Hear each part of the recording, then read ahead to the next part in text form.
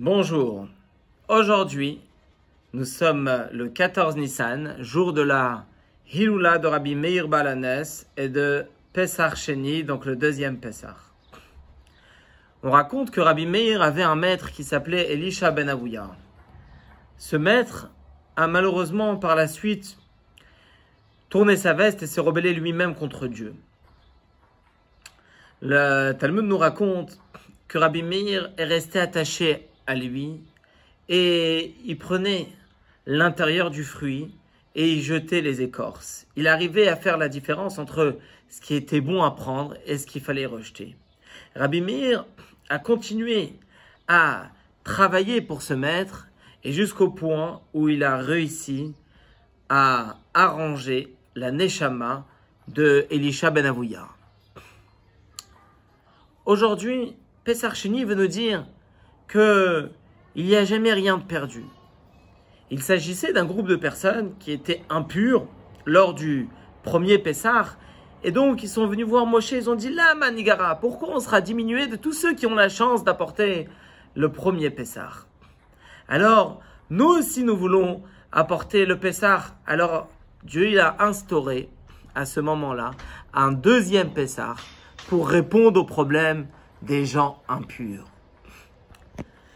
Nous voilà, nous aussi, aujourd'hui, à nous imprégner de ce Pessah-là.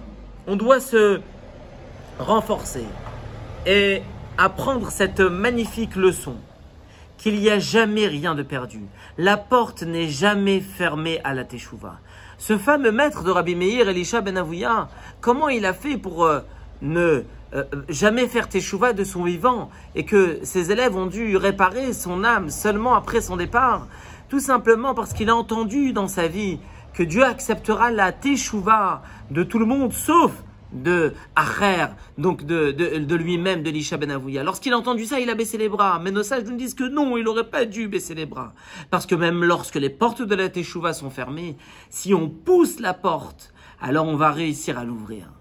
Voilà aujourd'hui, lorsque on est là, on est en train de se réveiller et de se dire peut-être que je peux moi aussi pousser la porte. Ah, la porte elle est fermée, tout est difficile, tout est compliqué. Si je pousse fort la porte, je vais pouvoir l'ouvrir. Il faut seulement une seule chose, c'est reconnaître le problème, reconnaître que dans le passé il a pu avoir des erreurs et prendre sur soi des résolutions fortes de changement pour le futur. Voilà, nous aussi, aujourd'hui, on doit se renforcer dans la Emouna, la foi pure dans le Mashiach.